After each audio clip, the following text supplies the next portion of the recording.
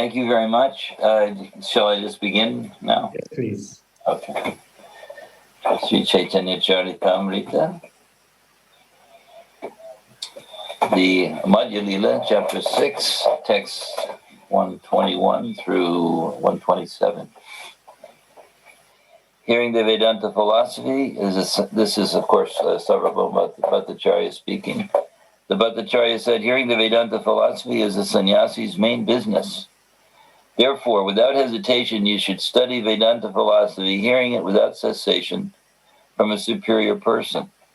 The translation of this translation is interesting because Sarvabhauma Bhattacharya is claiming to be a superior person. Well, as a Pandit, of course, he was, but it's an interesting translation.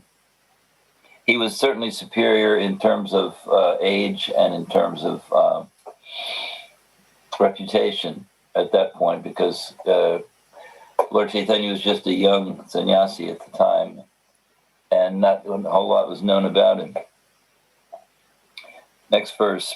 Lord Chaitanya replied, "You are very merciful to me, and therefore I think it is my duty to obey your order." Thus for 7 days continuously, Sri Chaitanya Mahaprabhu listened to the Vedanta philosophy expounded by Sarvabhauma Bhattacharya. However, Chaitanya Mahaprabhu did not say anything and did not indicate whether it was right or wrong. He simply sat there and listened to the Bhattacharya. On the 8th day, Sarvabhauma Bhattacharya said to Chaitanya Mahaprabhu, "You have been listening to the Vedanta philosophy from me continuously for 7 days. You have simply been listening, fixed in your silence. Since you do not say whether you think it is right or wrong, I cannot know whether you are actually understanding Vedanta philosophy or not." Sri Chaitanya Mahaprabhu replied, "I am a fool, and consequently I do not study Vedanta Sutra. I am just trying to hear it from you because you have ordered me." Text 127, "Only for the sake of executing the duties of the renounced order of sannyas do I listen. Unfortunately, I cannot in the least understand the meaning you are presenting." Purport by Srila Prabhupada. Sri Chaitanya Mahaprabhu presented himself as if he were a sannyasi in name only, or in other words, the number one fool. Mayavadi sannyasis in India are very accustomed to declaring themselves Jagat Gurus, teachers of the world, although they have no information of the outside world, and are limited in their experience to a small town or village, or perhaps to the country of India. Nor do such sannyasis have sufficient education. Unfortunately, at the present moment, there are many foolish sannyasis, both in India and elsewhere, who simply read and study Vedic literature without understanding the purports.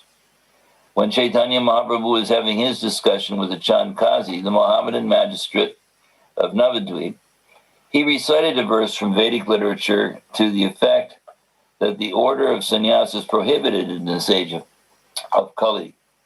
Only those who are very serious and who follow the regulative principles and study Vedic literature should accept sannyas.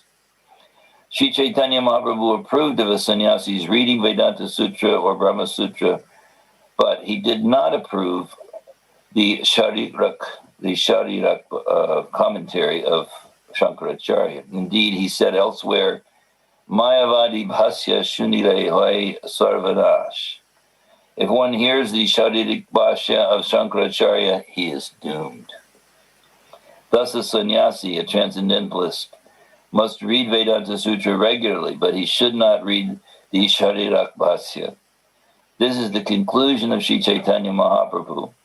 The real commentary on Vedanta Sutra is Srimad Bhagavatam, Arthoyam Brahmasutranam. Srimad Bhagavatam is the original commentary on Vedanta Sutra written by the author himself, Srila Vyasadeva. Om Ajnana Timirandasya Gnanjana Salakaya Chakshur Militam Yena Tasmai Shri Gurave Namaha. So, this is a very interesting purport. It gives a little bit of background of how things were then and how they have continued on into the future in relation to the Mayavad philosophy and Mayavad sannyas. Now, Bhattacharya, Sarvabhauma Bhattacharya, was not one of these uneducated persons. First of all, he wasn't a sannyasi, but he was a very, very famous pandit, so much so that he actually educated all the other sannyasis. The Mayavad sannyas at that time in India, that was the predominant, practically the only recognized form of sannyas, especially in Bengal. And so this professor, he was like a professor, was very, very widely known as the greatest scholar of his day. Prabhupada writes about him in the Adi Lila, the 10th chapter. He says that Sarvabhauma Bhattacharya was the greatest logician of his time in India. And he had originally studied Nyaya, logic, at Mithila in Bihar, and he became a student of this famous professor whose name was Pakshadhara Mishra. Pakshadhara Mishra. But the characteristic of this particular scholar was that he didn't let anyone take notes in his classes. But Sarvabhauma Bhattacharya was such a genius, and had what we call photographic memory, or sometimes it's called eidetic memory. So he memorized all of the explanations given by this Pandit, Pakshadhara Mishra.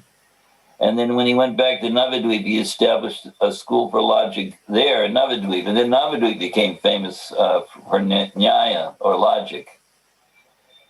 And that made it diminished the importance of Mithila. So he became the leader. Bhattacharya became the leader of all students of logic. So this was a great personality. In some cases, he has been described as the greatest logician, the greatest scholar in all of India at the time. And according to the Gauragadesh Deepika, he was an incarnation of Brihaspati. So you can just imagine, he's sitting down to have a discussion. Ordinarily, most anybody else would have been incredibly intimidated. And it's very interesting to see the logic that Lord Chaitanya assumed in his dealings with Bhattacharya. Very, very respectful, as we can see from the verses we read. He was very respectful. He took the offer by Bhattacharya to teach him Vedanta. He took it. This is my duty. You're ordering me. I'll certainly have to do it. And then while he was being instructed for 7 days, he didn't utter a word. So this sets up a very interesting, tactical situation. Lord Chaitanya is actually employing, at this point, tactics.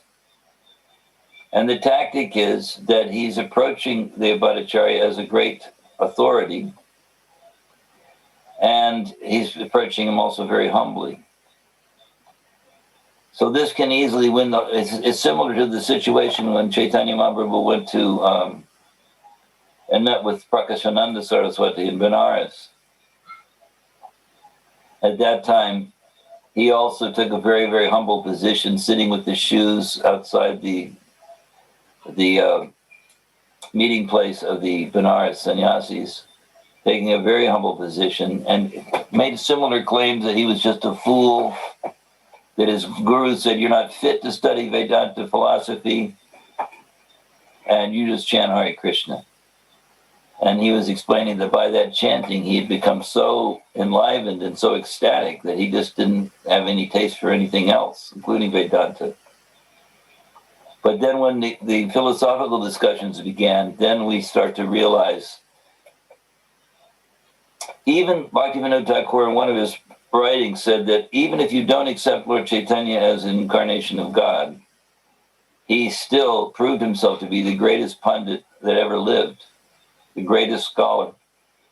Because in his arguments with Prakasananda Saraswati and with his arguments with Sarvabhauma, they were completely dumbfounded, nonplussed at the brilliance of Lord Chaitanya and the brilliance of his explanations.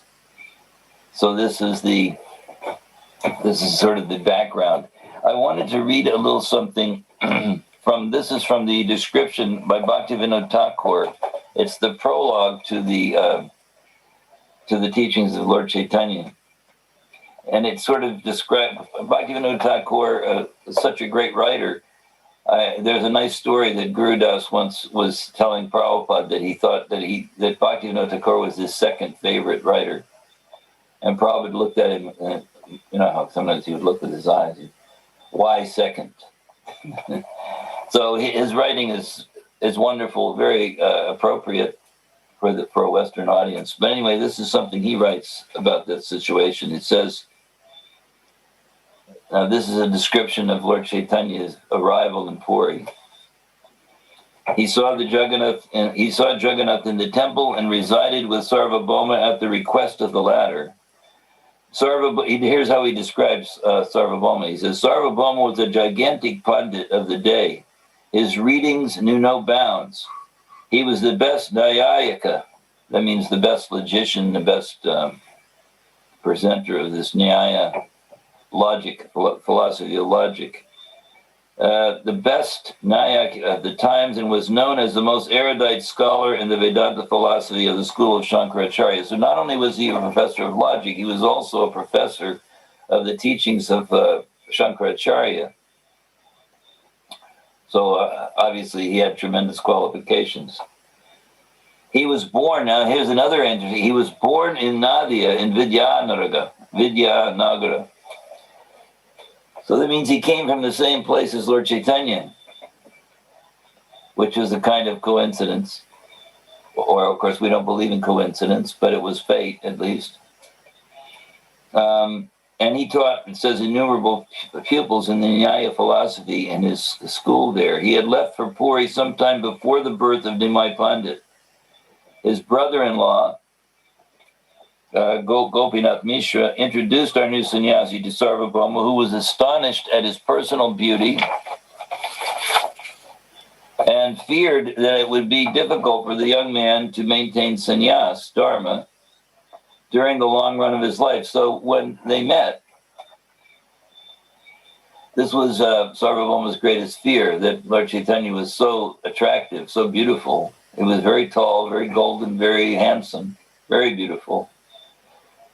And it would be difficult for him to maintain his sannyas. So he thought, well, I better teach him Vedanta Sutras, so he'll be philosophically equipped to deal with all the onslaught of other people's attraction. And so it says that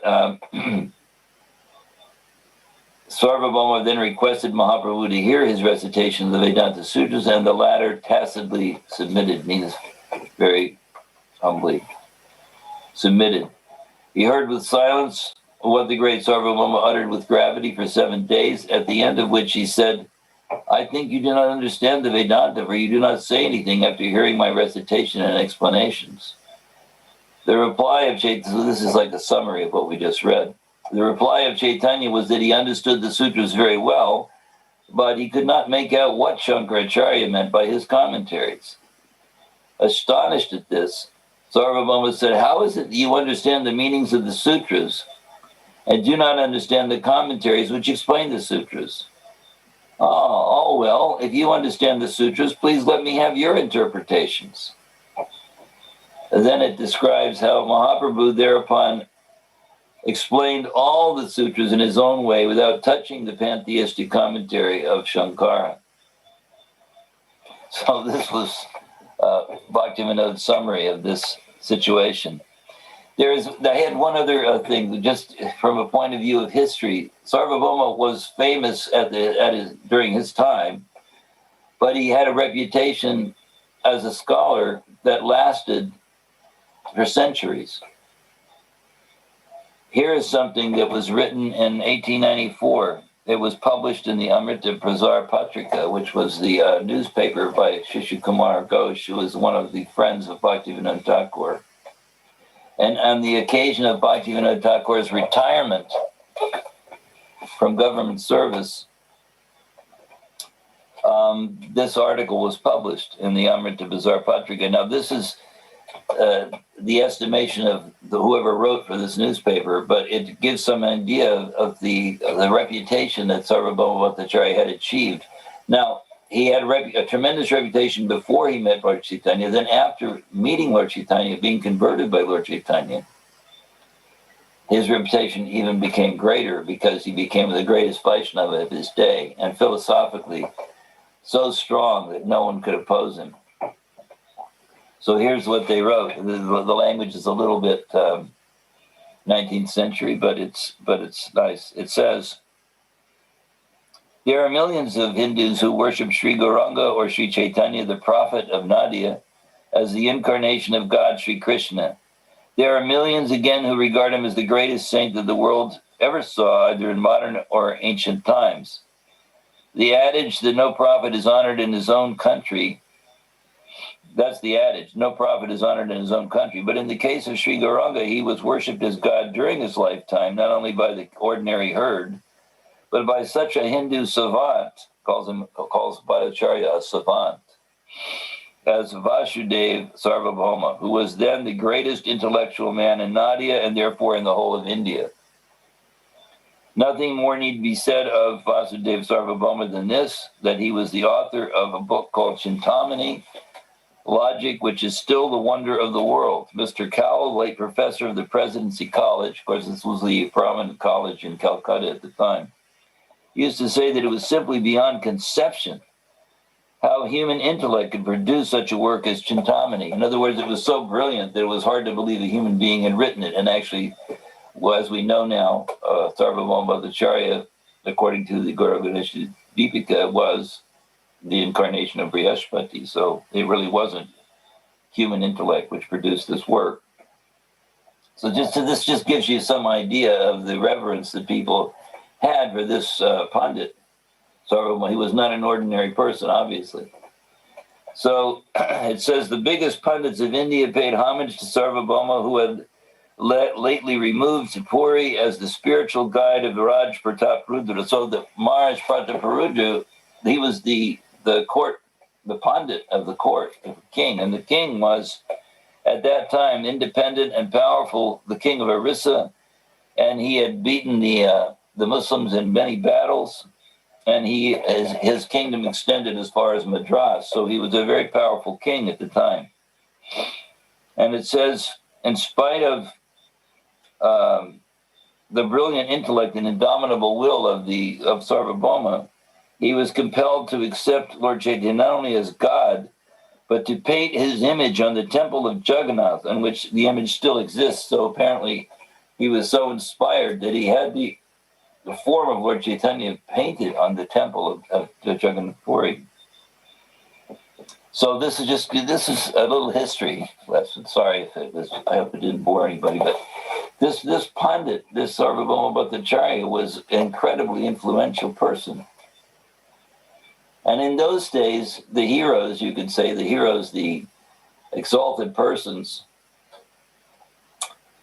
they were exalted not because they had a lot of money or that they had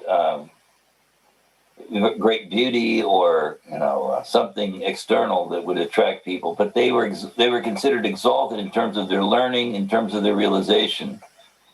So sometimes we talk about this contemporary culture evolving in excellence, but actually we can see from this where people in this age are worshipped because of their looks or their wealth, that it's actually a devolution. It's actually a downward spiral, that people are respected simply by money or looks. And we can see this cult of personality, and that's very prominent in today's society. So it wasn't so at the time. So during their discussions, and I'm jumping ahead a little bit now, of course, but there'll be plenty of opportunity to study all these topics more deeply. But during their discussions, they came to this verse that Lord Chaitanya mentions of the Atmarama verse of Srimad Bhagavatam. So this is a very important verse, which I wanted to read because it became a very important point of discussion.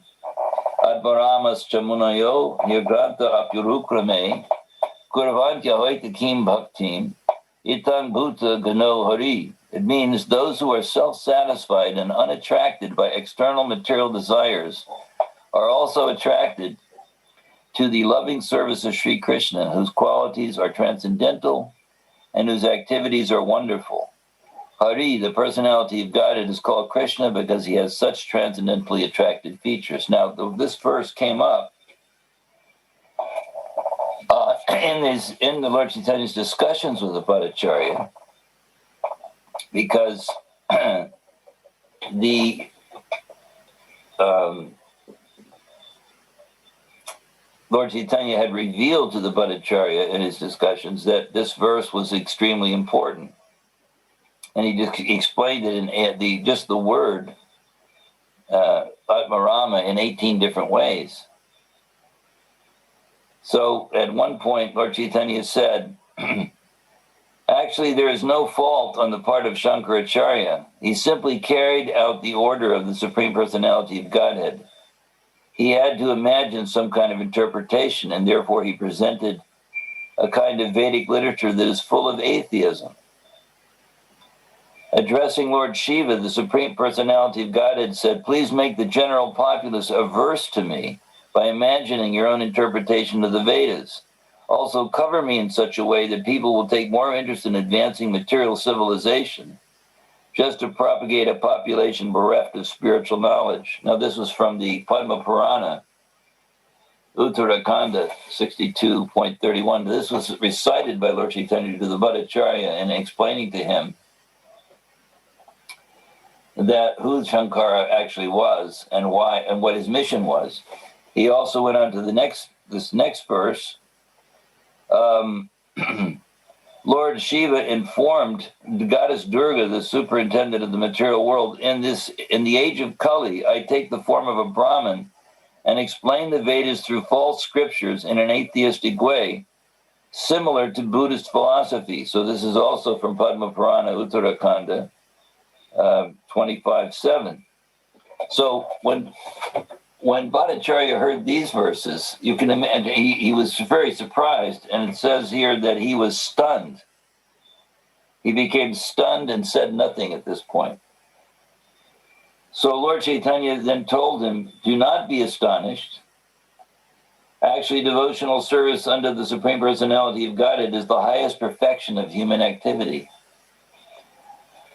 So here was this professor steeped in the atheistic doctrine of Shankaracharya, and he'd never run up across anybody who could explain the verses of Vedanta Sutra with the same skill and same brilliance. But when he heard Lord Chaitanya's explanation, he became completely amazed that this is completely different than everything I've been teaching. You can imagine. Now, this shows something about the character also of Sarvabhauma Bhattacharya, that here he was meeting with this young sannyasi, and he'd been training hundreds of sannyasis. And this young sannyasi was speaking philosophy in a way which was completely unique, and he'd never heard anything like it before. And he was becoming convinced. He was so honest in this sense. He showed that he had great character, because when he heard the correct explanation, he was so brilliant, but so humble, inwardly humble, that when he heard the right explanation, he accepted it. So this shows that, nowadays it's more common if people have an argument, no one will ever admit they're wrong. And they'll stick to their position no matter how foolish they look. We've seen this in politics. We see it in every sphere of the world, that people don't want to ever accept that they could be wrong or that they've said something wrong. So he was just completely amazed after he heard these verses. And then Lord Chaitanya made this statement, that devotional service under the Supreme Personality of Godhead is the highest perfection of human activity. And for evidence, then, he cites this verse, the Atmarama verse, which was why it was so important, because this verse has so many... Lord Chaitanya was able to explain this verse in so many different ways. But before he did, he asked the Bhattacharya, why don't you explain this verse? Let me hear what you have to say. So the Bhattacharya explained this verse in 9 different ways. And when he finished, Lord Chaitanya said, you're such a great philosopher. No one could explain things in such an amazing way. And then Lord Chaitanya began to explain the verse, and he explained it in 11 different ways, not touching any one of the Sarvabhauma Bhattacharya's explanation. In other words, Bhattacharya was still explaining everything from the impersonal point of view. Lord Chaitanya was explaining it from the personalist or the bhakti point of view. And he didn't touch any of the Acharya's explanations. And then he concentrated on the word in the verse, Atmarama. Now, Atmarama means persons who take pleasure. According to the transliteration, Prabhupada gives persons who take pleasure in being transcendently situated in the service of the Lord. They take pleasure in being situated in the service of the Lord, Atmarama. That's their satisfaction. So he explained that particular word, just that one word, in 18 different ways. So when he had completed his explanations, we'll see that the Sarvabhauma became so overwhelmed, so amazed, and so impressed, and so inspired, that he then began to just spontaneously compose verses in glorification of Lord Chaitanya and glorification of Krishna. And this work later became put down in writing. It's called the Shushloka Sataka, 100 verses. 100 verses glorifying Lord Chaitanya. And there are 2 verses by Sarvabhauma, which became very well known amongst all the Vaishnavas and are considered very, very important, and they're included in various writings. But those verses were composed on a palm leaf. They didn't have, that was generally how things were recorded in those days, on palm leaves. And Jagadananda, the followers of Lord Chaitanya, Jagadananda Pandit and Damodar Pandit, were asked by Sarvabhauma to take these to Lord Chaitanya. But these verses were actually glorifying Lord Chaitanya as God, which wasn't the mood of Lord Chaitanya. He didn't want to hear himself be referred to as God. So when Mukunda Datta, another follower of Lord Chaitanya, spotted this piece of this leaf, palm leaf, with these verses inscribed, he had a feeling that the Lord Chaitanya was going to destroy it. Insight. So he wrote them down on the wall just so that they wouldn't be lost, which is why we have them. Otherwise, we would not have them. If they had given that palm leaf directly to Lord Chaitanya, he would have destroyed it on the spot. But here are the verses that were preserved. Vairagya Vidya. Now, some of you probably are familiar with these verses. Vairagya Vidya Nija Bhakti Yoga Shikshartam Eka Purushak Purana Sri Krishna Chaitanya Sharira Dhari Kripam Buddhir Yastang Ahang Prapadye. Let me take shelter of the Supreme Personality of Godhead Sri Krishna, who has descended in the form of Lord Chaitanya Mahaprabhu to teach us real knowledge. Now here in this verse, he's directly asserting that Lord Chaitanya is Krishna and has come to teach us. And the verse goes on, his devotional service and detachment from whatever does not foster Krishna consciousness. So that's what Lord Chaitanya has come to teach. Real knowledge, his devotional service and detachment from whatever does not foster Krishna consciousness. He has descended because he is an ocean of transcendental mercy.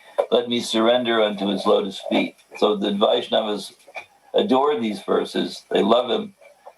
And there's such direct glorifications of Lord Chaitanya that, and then the second one, Kalan Nashtang Bhakti Yogam Nijamya Pradush Kartum Krishna Chaitanya Nama Avirbhutastasya Padaravinde Gadam Gadam Liatam Chitta Bringa, which means, let my consciousness, which is like a honeybee, take shelter of the lotus feet of the Supreme Personality of Godhead, who has just now appeared as Sri Krishna Chaitanya Mahaprabhu, to teach the ancient system of devotional service to himself. This system had almost been lost due to the influence of time. Now, these verses are included in a book by Kavi Kanapur called Chaitanya Chandrodaya Nataka. So this is some amazing dealings between these great personalities, Brihaspati, you could say, and Krishna, or Lord Chaitanya Mahaprabhu and Sarvabhauma Bhattacharya. He became such a devoted servant of Lord Chaitanya that at one point he actually changed a famous verse which had the line Mukti Pade to Bhakti Pade, indicating that Bhakti was so much more important than Mukti. And Lord Chaitanya corrected him, that's not proper that you've changed that verse. And Sarvabhauma Bhattacharya argued in favor of it so wonderfully that Lord Chaitanya just began to laugh. So they had a wonderful relationship, these two. And we get some idea of, I think that the important thing is that we always think, we see Lord Chaitanya in so many cases in a public sense, was so immersed in Sankirtan Yoga that just the congregational chanting on a mass scale, as it was organized not only in Navadvip but also in Jagannath Puri, it was the main feature of Lord Chaitanya's movement, this congregational chanting and thousands of people taking part, dancing and chanting in ecstasy. But tactically speaking, sometimes we think, oh, God has no tactics. No, God uses tactics also, like anything, more brilliantly than anyone else could. And his tactic was always to speak to the great influential leaders of his time. We see him preaching to the Qazi in Navadvip, which had tremendous positive effects. We see him preaching to Sarvabhauma. We see him preaching to Prakasananda Saraswati. And these were persons with tremendous influence. And they were Mayavadis. Of course, one was a Muslim, and the other two were Mayavadis. But very brilliant persons and very influential persons. And so Lord Chaitanya tactically would approach them. And how did he approach them? He approached them with humility, pridelessness. And in fact, there's one section in TLC, Teachings of Lord Chaitanya, where it says that it wasn't so much what Lord Chaitanya was saying when he met with the Prakasananda Saraswati and the sannyasis there, but the way he attracted them was that when he entered, he exhibited his effulgence. And of course, we know the Mayavadis are very attracted to effulgence. But then he was so beautiful and so attractive and so effulgent that their hearts were just influenced. It says that he created a kind of a spell. Actually, the word that Prabhupada uses, he created a spell that completely altered their hearts and made them weak for their lack of spiritual advancement. So this is the effect of Lord Chaitanya's company, that people would gain his association, and just by his presence, there was something so sublime and mystical about his presence that their hearts would be altered on the spot. We even hear the pastimes of Lord Chaitanya where he would be chanting, other people would be affected, they would become ecstatic, and then whoever saw those people would become ecstatic, and it became like a chain reaction. This was in his preaching throughout South India. So here we have this wonderful meeting between Sarvabhauma and Lord Chaitanya. And Lord Chaitanya is submissively listening. You can sort of imagine the scene. He's submissively listening to the Sarvabhauma Bhattacharya speaking for 7 days without saying a single word. And then admitting finally after 7 days, well, I can't understand what Shankaracharya is saying. The verses seem to be clear, but his explanations, I can't follow it. So you can just imagine this professor who was so steeped in Shankaracharya's analysis was thinking, how could he possibly understand the sutras without these explanations? So that would arouse it. So this is technical also. You see, it was almost like opening the door to hear Lord Chaitanya's explanations. He would say, I can understand the verses, but whatever Shankaracharya is saying, I don't get it. I don't understand it. Whoa, are you saying that you understand the sutras then, but you can't understand the explanations? Lord said, yeah. And then he said, well, let's hear your explanations then. So in other words, he was more or less almost like, say, tricked or psychologically manipulated in such a way by Lord Chaitanya that he was going to hear what Lord Chaitanya had to say. I mean, because Lord Chaitanya had been very humble in his approach to the Bhattacharya, very respectful, very humble. And he listened submissively and attentively for 7 days. And then he said that. So he was almost compelled to hear Lord Chaitanya's explanation by this tactic. So this can teach us something also about preaching work. That if we're going to approach powerful people, influential people, prominent people, then we have to approach them with some humility and with some respect, not just maybe, hopefully, not with arrogance, not with cocksuredness, but approach them in a humble way and ask them to please, hear these teachings. Be prepared to listen to them to some degree, to gain their friendship or to gain some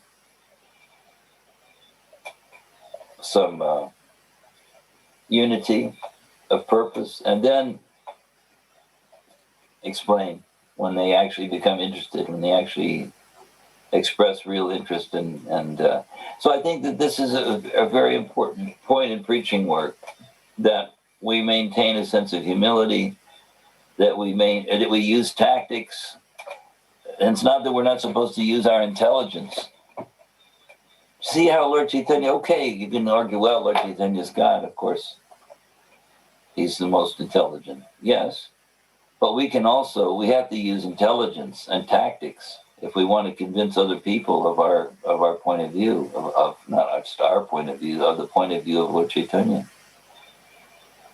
That they have to feel, well, this is a humble person, a kind person, a good person, and they're very friendly, they're very accepting.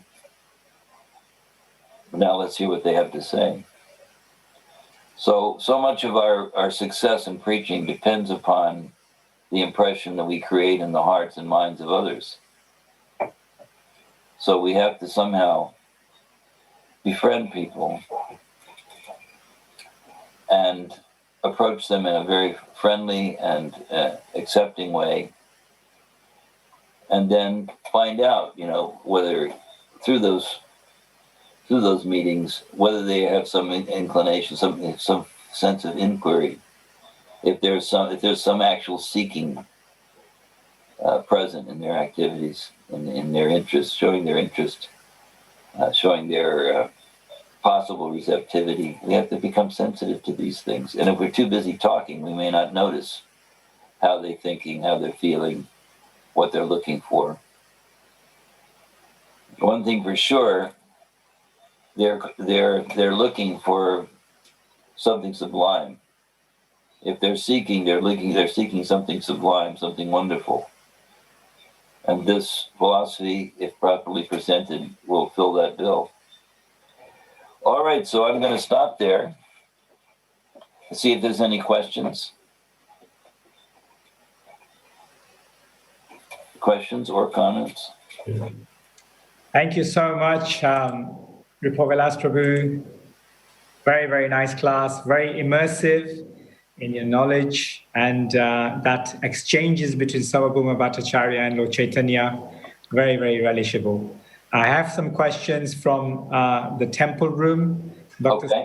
is asking that we hear that Lord Chaitanya gave love to anyone and everyone, but most of his devotees, like Sarvabhauma, have very strong material qualification, and it seems very difficult for people with strong conditioning to properly practice. Does this material pious qualification have some significance for taking to bhakti? I'm not sure that I understand the question. In other words, are they saying that having a lot of material qualifications is a bar to them accepting Krishna consciousness? It's saying, is there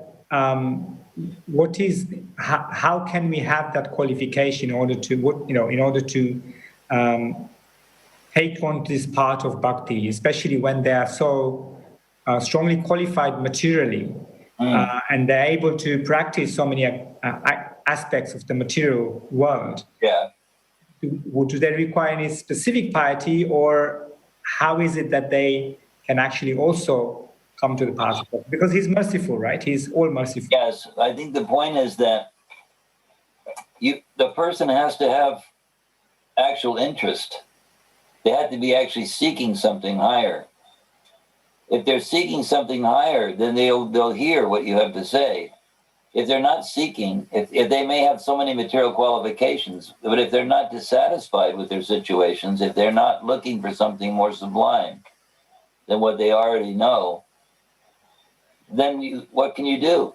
I mean, even Lord Chaitanya, although most people would be attracted by Lord Chaitanya at his time, even qualified people,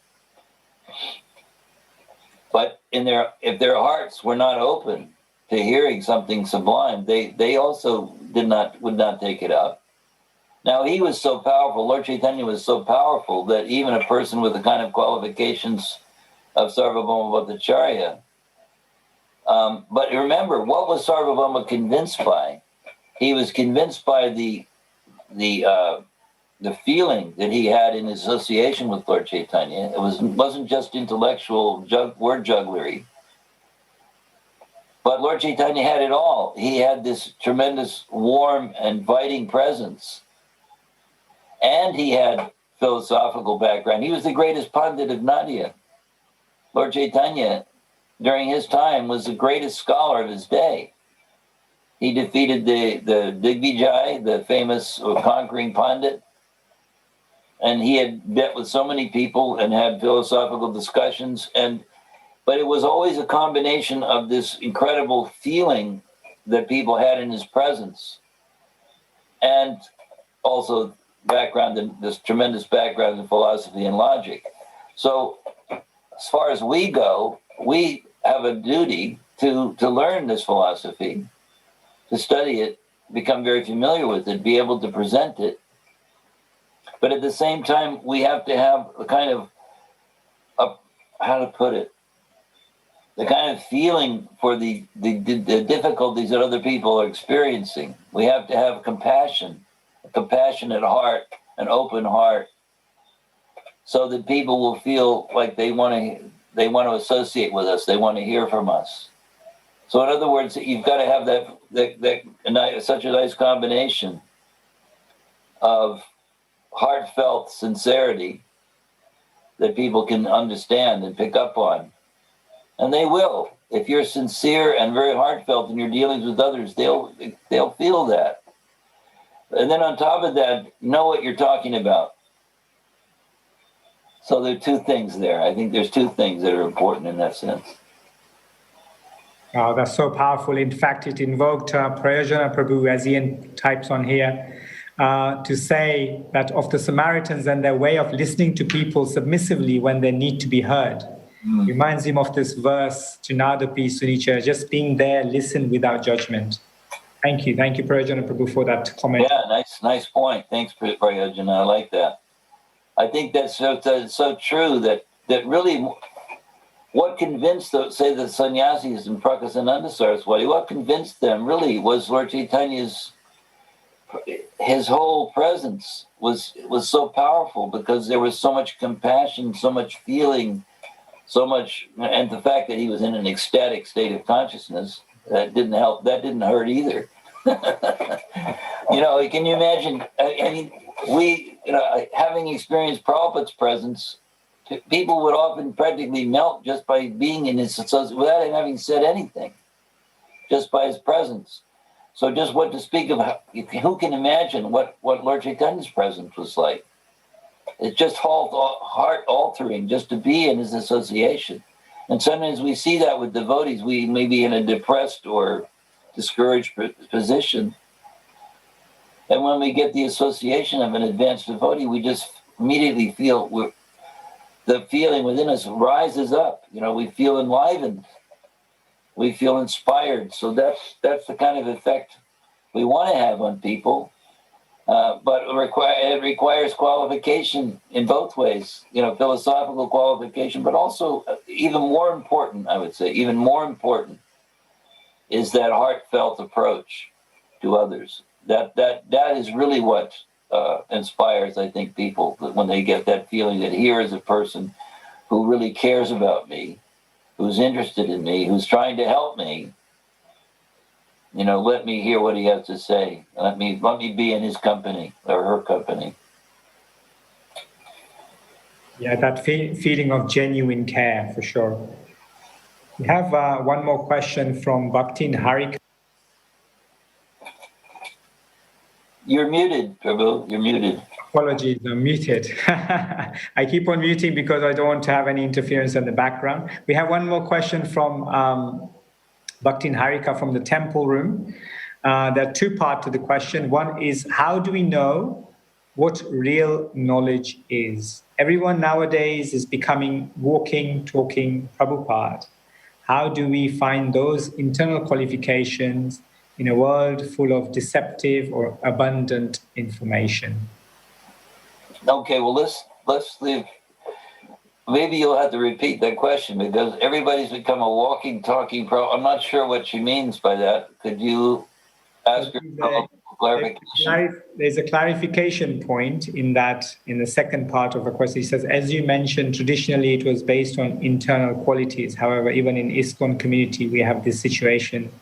There is so much knowledge, it is overwhelming, and yet action is minimal and developing internal qualities slower than serious. So I think that's where she's coming from in terms of how there is so much vast knowledge, there is application abilities, but the actual change in character, actual change in nature seems to be slower in individuals practicing. Yeah, well, we have to admit our frailties. I think we have to be honest. That's the main thing, is honesty. That's what I would say, that if you're honest about sometimes there's a tendency in ISKCON, and not only in ISKCON, in so many spheres of life,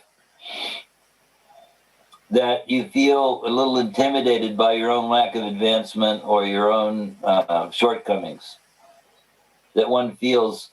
But rather than trying to pretend that you're advanced, or pretend that you have more knowledge than you do, or pretend that you're more compassionate than you really are, what's really appreciated, I think, by most people is honesty.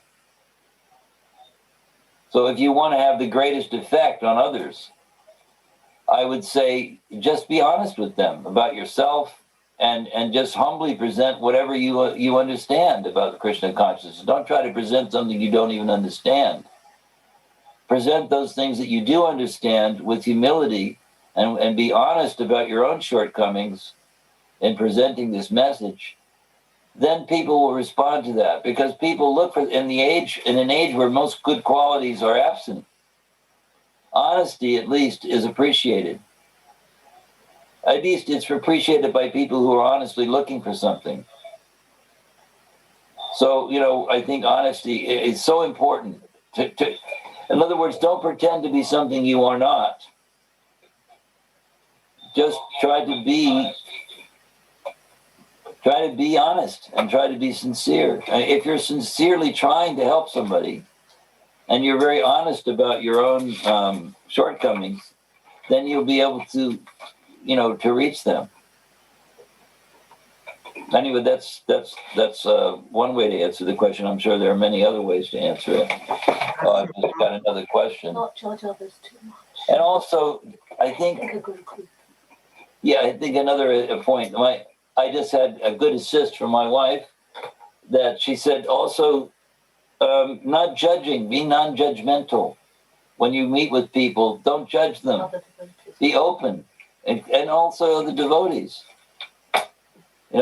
Rather than judging them as, being insincere or faking it, or just try to understand their hearts. Yeah. I'll tell one story that I think you might find amusing. When Guru Kripa Maharaj was I think he was a brahmachari at the time, and he was trying to make life members in India. And he came from a very rough background. And from San Francisco, I believe it was. And so he was preaching to these two people, trying to make the Indian gentlemen, trying to make them life members.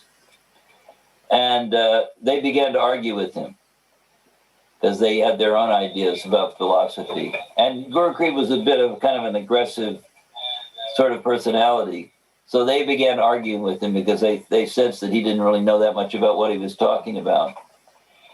So there was this argument going on, and he was becoming quite hot under the collar and was shouting. And so they said, "Oh, what kind of sadhu are you? You're getting angry. You're not able to control your senses, and you're becoming angry." And Guru Kripa replied, he said, "This is nothing." He said, a few months ago, I would have punched you in the face." And so they liked his answer so much because it was honest. He was saying, I was much worse a few months ago. I'm shouting now, I'm angry. But a few months ago, I would have been punching you. So they loved his honesty so much that they agreed to become life members. So I'm just saying, by that honesty, they were encouraged to help him. So people appreciate honesty. Anyway, I think I'm just repeating that. And I think it is very important to not judge others, but to try to see to the heart of those persons, to see where their hearts actually are. I mean, some people you can't help because they're not interested. They're satisfied with wherever they are in their evolution as jivas. Sometimes you can't make any progress with some people, but people who are actually seeking, if you're very honest, very sincere, and a little humble in your presentation, they'll take an interest. Anyway, I hope that was helpful. That was very, very helpful. And please extend our gratitude and obeisances to Mataji as well there. Next time, maybe you can present present both of you on screen. That would be really, really. I don't think she's a fan of being seen, but she's a wise person. Yeah. Amazing. Thank you. That's amazing responses. They're very, very powerful. And as you can see from the comments, devotees are appreciating it very much. And we're so privileged to actually have you with us. All right. Never mind that. Honestly, I think it's very rare that we have this technology. Coronavirus is here, but that doesn't mean that we can't have association with amazing personalities like yourself. Oh well, listen, we have 3 minutes left. Is there any other questions that anybody wants to ask? Yes, if a devotee is online or from the temple room, if they want to ask, you can unmute yourself and actually ask your question. If you have anything to ask to Prabhuji. We've been amazingly relishing the classes here and your association also. Anyone online want to ask any other questions? It was quite telling how Lord Chaitanya, as you've explained, non-judgmental, with lots of humility. And Ian Prabhu's asking the similar sort of question, but I was just about to come to that. And actually, he's saying how to actually cultivate that humility. Okay, great question. Some people think, well, look, either you have humility or you don't. But the fact is, honesty humility is actually realistic. If you think about it, if you're realistic about where you're at, about what your state of consciousness, what your state of internal development is, if you're just realistic about it, you realize, what is that realization? That you're just a tiny speck in the universe, that you're just that you don't know that much, that you're not that great, that you're not that particularly qualified. That's called being realistic. So humility, if you just, I think, if you're going to cultivate something, cultivate, realism, not a fantasy about how you're going to be advanced one day, or imagining that you're already advanced, when in fact, you have a doubt inside that that's realistic. I think being realistic means that you will be humble. If you actually know how little you know, that's a kind of wisdom in itself, is to know that you know very little, and that you haven't. All you have to offer is this Krishna consciousness, which is a very wonderful thing that you have to offer. So recognize your own shortcomings, but still offer this great gift, because it's so sublime. I know once there was a girl in San Francisco, I'll just end on this note, and she was saying, what about my mind? What about my mind? Because she was obviously intoxicated and in a state of distress. And Prabhupada said, I have no other formula. I have nothing else than this Krishna consciousness. I have no other formula, nothing else to offer you. So in other words, you make a humble offering of whatever you've learned about Krishna consciousness, and I think people will generally be happy with that. And as far as cultivating humility, I think it's just cultivating realism. Okay. Thank you all very much. That was fun, at least for me. I hope that you got something out of it, and hopefully we can meet again. That was an amazing class, Prabhuji. We wish you that you come back with us again very, very soon, and share some more nuggets of amazing information, and how you've just presented this philosophy, especially such complex philosophy, with so much ease and nectar for us. Thank you so much. His Grace Rupa Vilasa Prabhu. Thank you, Prabhuji. Thank you so much. Hare Krishna, Hare Krishna. Hare Krishna. Devotee, thank you for joining us. Thank you, Prabhuji, for wonderful class. Hare Krishna. You're welcome. Thank you. Haribol. Thank you. Thank you. Thank you all for coming along, and despite my shortcomings. Hare Krishna.